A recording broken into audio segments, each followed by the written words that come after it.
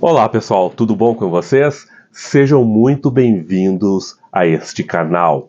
Hoje trago para vocês uma análise de um filme muito interessante que assisti recentemente e que eu não fazia ideia de que existia. É um filme que ele não é novo, um filme de 2006 e eu nunca tinha ouvido falar. E olha que tem atores bastante conhecidos. Vamos então ver qual é este filme. O filme que então falo para vocês se chama Fonte da Vida, do ano de 2006, pela direção de Darren Aronofsky. Deve ser assim que se fala. Ele tem duração de 96 minutos e é da Warner Bros. E da Fox Films. Tem como atores principais o Hugh Jackman, que é o cara que fez o Wolverine, ele tá bem novo nesse filme, muito conhecido, né? E a Rachel Weisz, que ela é a atriz que fez o filme Ágora, da Hipátia de Alexandria, que é um filme muito legal também, que eu quero futuramente trazer para vocês uma análise desse filme, que é fantástico também, e que também vocês encontram facilmente, tá? Este filme, pessoal, eu ouvi falar dele num grupo espiritualista e fui conferir este filme e achei muito interessante.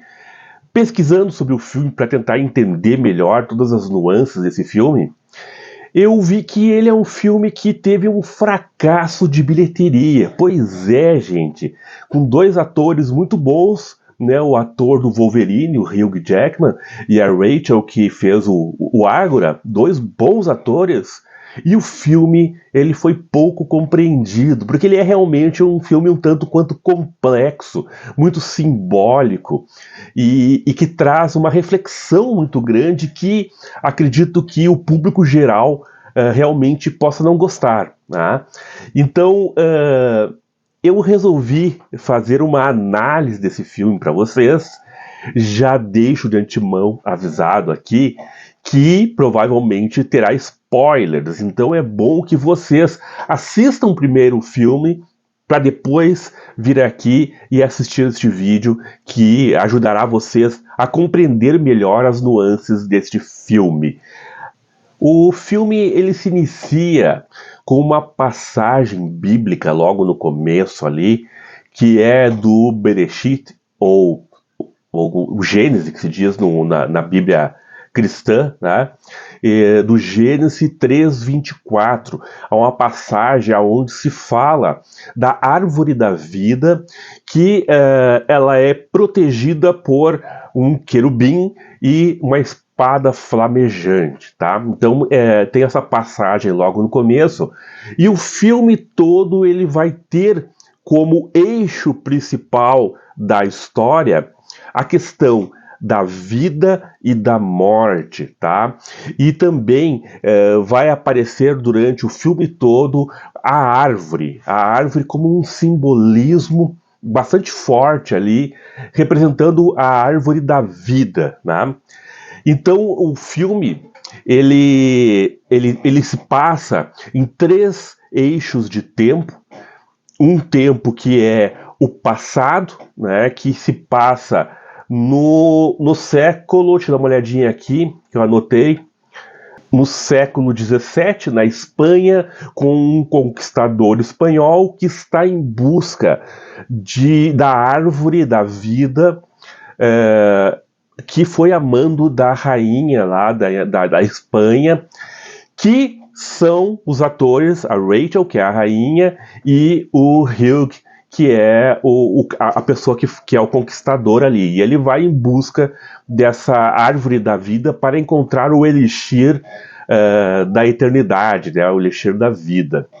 Isso se passa então no passado. Tem a outra linha do tempo, que é a linha principal do filme, que se passa no momento presente, aonde o Hugh ele é um cientista, tá, que está numa busca frenética para descobrir a cura do câncer. Tá?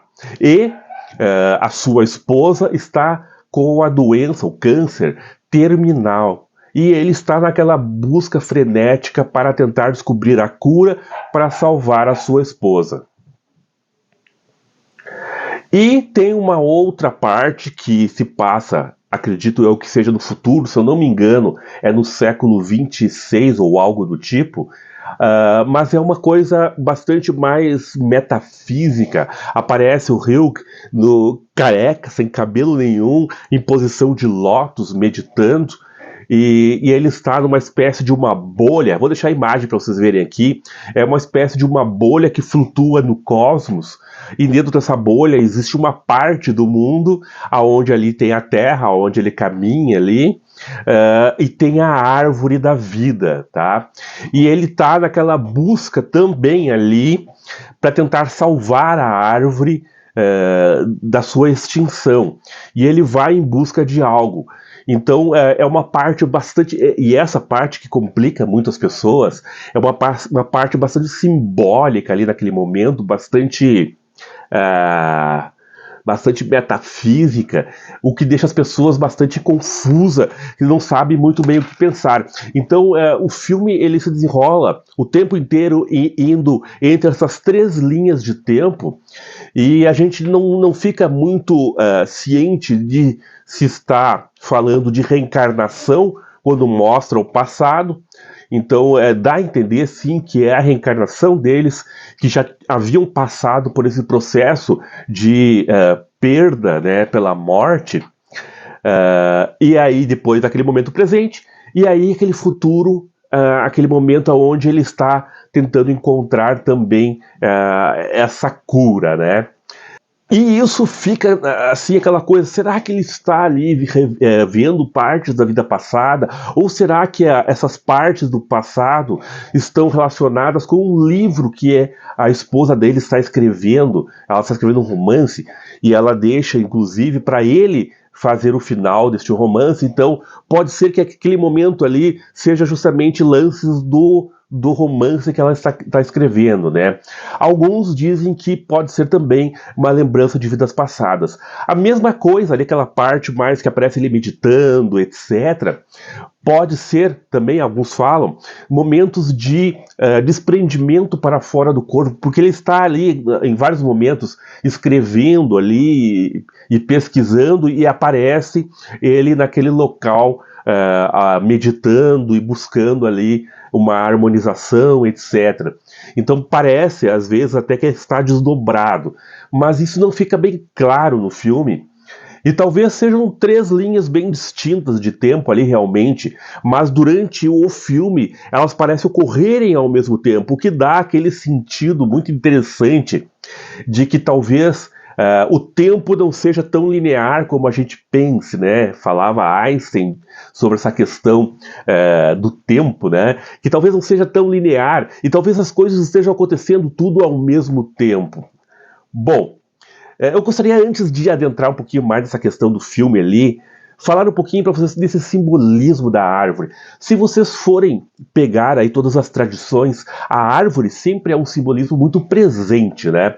Se a gente pega lá nos celtas, a gente vê a árvore, tem aquele símbolo da árvore cheio de raízes embaixo, né, que se espalham aquelas raízes, e a gente tem todo um simbolismo ali nos celtas sobre a questão das árvores serem habitadas por espíritos e representarem o poder curativo, né? Então, a gente vê também isso no filme, porque ele arranca pedacinhos da casca da árvore para comer e aí ficar mais tempo vivo. E ao mesmo tempo também, quando ele está lá em busca da outra árvore lá no passado, também é a árvore da vida, né? É a árvore que vai manter a vida, vai dar o elixir da vida. No presente, ele descobre uma cura para a doença, mas é também através da casca de uma árvore, né? É ali que ele descobre uma cura. Bom, então a árvore Para os celtas tem essa questão aí da cura, da conexão com os espíritos. A gente vê também a questão das raízes ali embaixo, que simboliza muito a questão das raízes fincadas da terra, né? As nossas raízes aqui na terra. O budismo também apresenta a árvore Bodhi, né? Lá na cidade de Bodh Gaya, que dizem que Buda sentou embaixo daquela árvore e ali ele entrou em meditação profunda, no êxtase, e chegou ao samadhi, à iluminação, tá?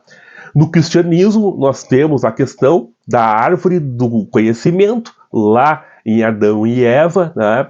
Que é essa que eu citei ali no começo, que tem a questão do Gênesis, é ali que está a árvore da vida, né? A árvore do conhecimento, como diz o cristianismo.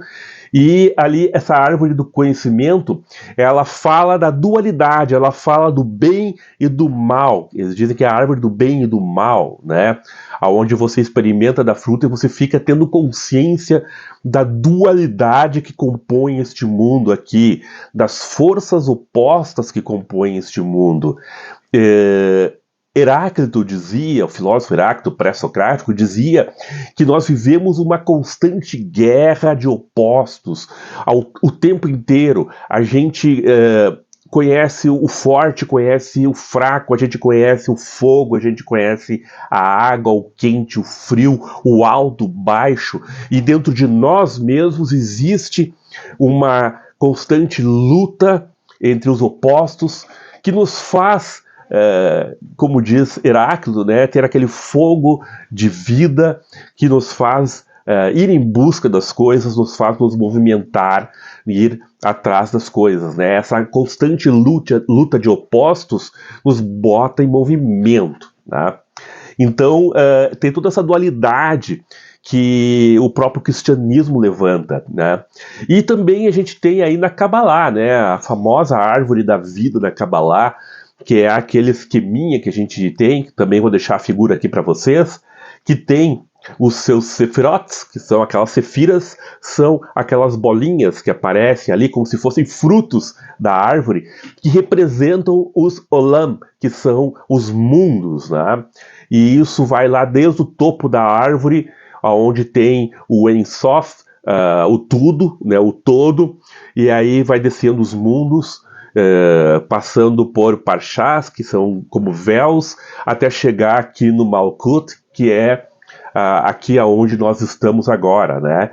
Então, a árvore da vida na Kabbalah, ela é muito simbólica e traz toda uma representação dos mundos, e também vai falar do livre-arbítrio, e também vai falar da dualidade, enfim, tem muito simbolismo dentro disso tudo.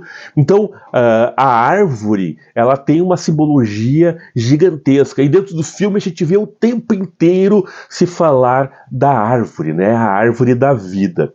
E aí a gente vê no filme justamente essa luta de opostos, né? A gente vê o Ryuk lutando para que não ocorra a morte, né? E a gente vê que aquela luta o tempo inteiro deixa ele muito desconexo com o próprio casamento dele. Ele se afasta da esposa para tentar descobrir uma cura para a doença dela, e aí ele entra numa crise tremenda, né? E ele vai, aqui eu deixo já um spoiler, né? Que depois, logo no final, ela vai morrer, né? E ele não vai conseguir, ele vai encontrar a cura para a doença, mas ela morre, mostrando que ele não conseguiu se sobrepor à morte. E aí entra, no meu entendimento aqui do filme, uma concepção esotérica que a gente chama de casamento alquímico. O que vem a ser isso? Dentro da alquimia medieval, quando os alquimistas buscavam descobrir o ouro, o que eles faziam? Eles queriam transformar o metal mais pobre em um metal mais nobre, né? Isso tinha, claro, um grande simbolismo. E essa transformação, ela tinha que acontecer em um casamento, tá? Um casamento alquímico, que seria o quê? O casamento, ele é uma união, ele não é uma separação, ele é uma junção de coisas, tá? Então, esse casamento alquímico é justamente a harmonização das partes, né? E a gente vê no filme justamente o contrário.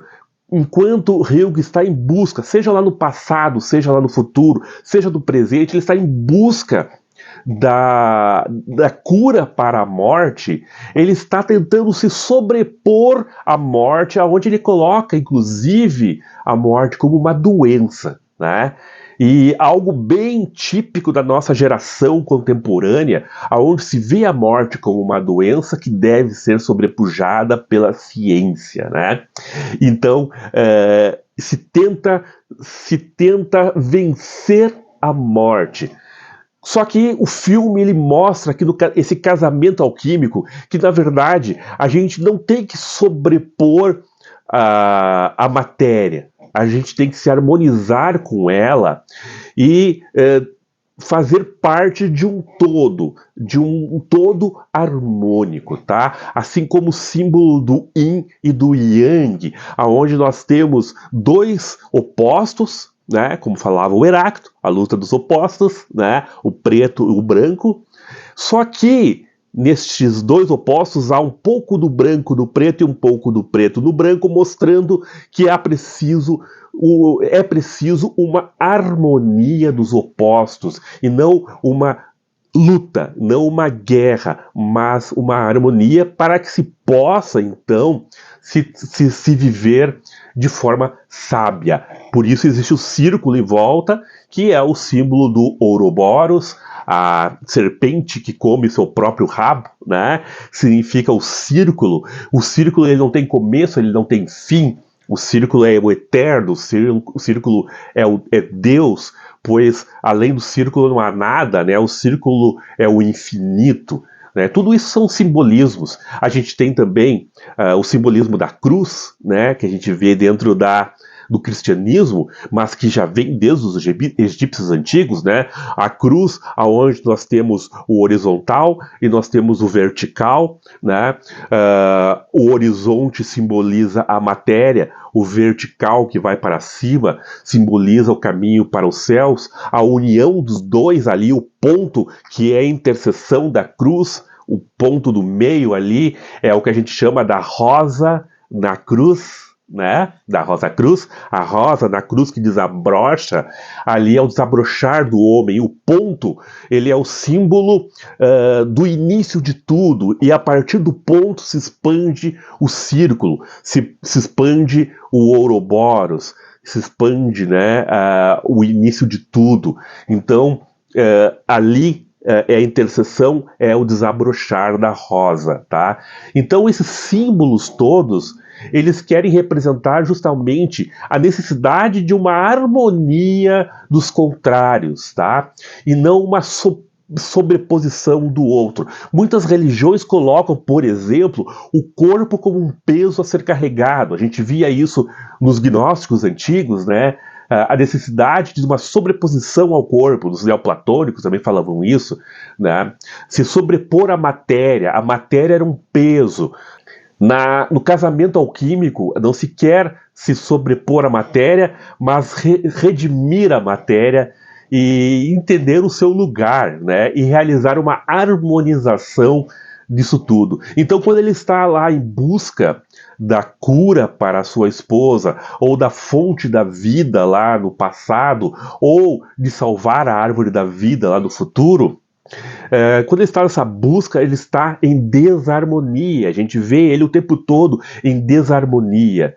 E aí tem uma cena onde ele não consegue passar pela espada flamejante do querubim, que representa, naquela parte do filme, o conquistador tentando chegar até a árvore da vida, e ele precisa passar por um corredor lá nos Astecas, e ali tem um guardião com uma espada que mata ele. Mas aí várias vezes acontece aquilo, né? Até que ele, naquele momento, ele vê o eu dele, aquele do futuro, se apresenta na frente do querubim, ou seja, daquele asteca ali, em forma de meditação, aquele eu do futuro, em harmonia. E quando ele entra em harmonia, é o momento aonde ele consegue passar pela espada flamejante e chegar à árvore, né? E ali ele consegue beber do líquido que sai da árvore, da seiva da árvore, aonde representa então essa fonte da juventude,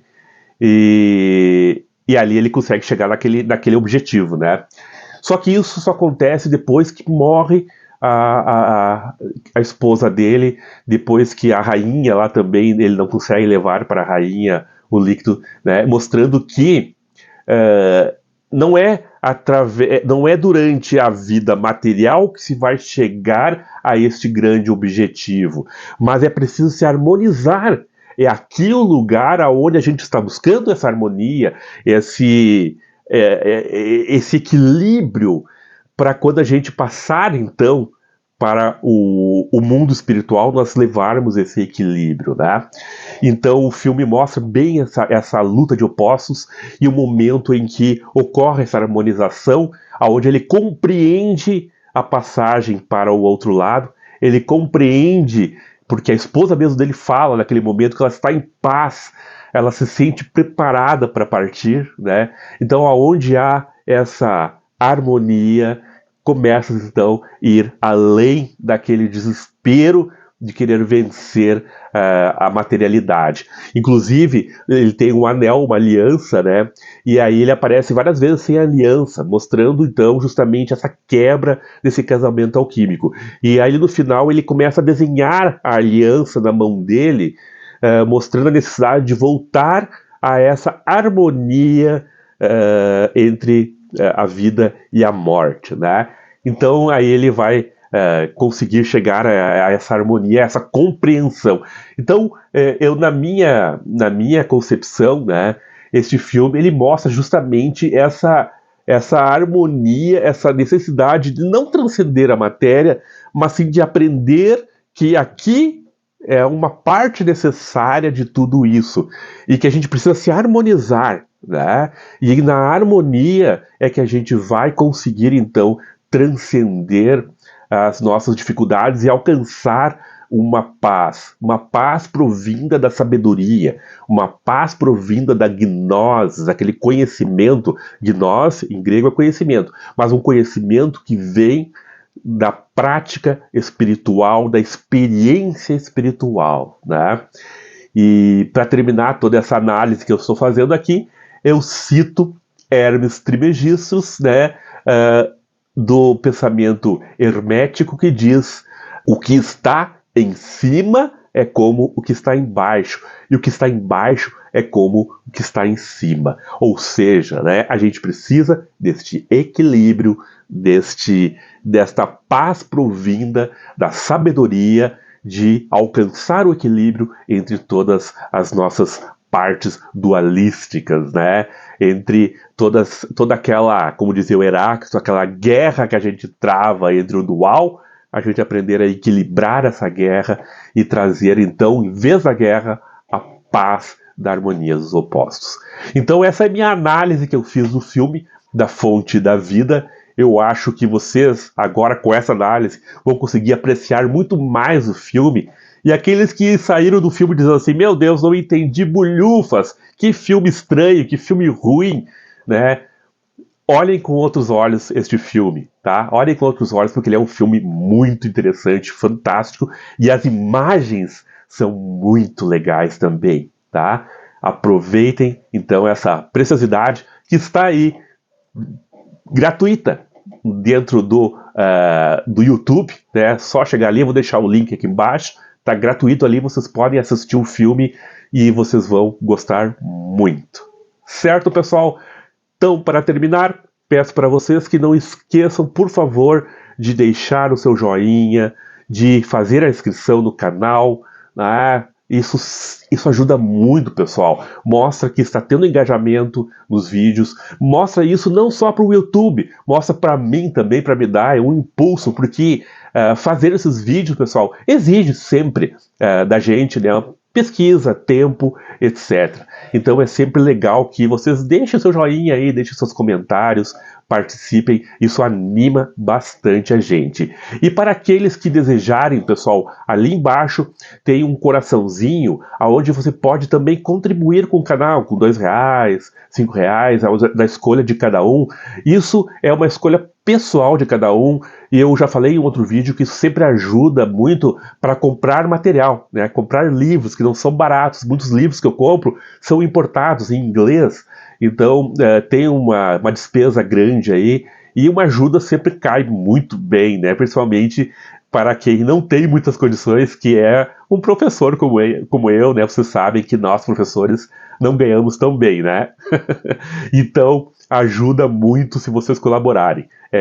Mas é de coração. É como mostra ali um coraçãozinho, é de coração. Só quem quer mesmo, não há necessidade, não há obrigatoriedade de nada. Paz profunda para todos vocês. Muito obrigado por assistirem até agora este vídeo. Que Deus esteja no coração de cada um de vocês. E vamos em frente, vamos tocar adiante, sempre com muita paz no coração e buscando o equilíbrio. Até mais. Paz profunda.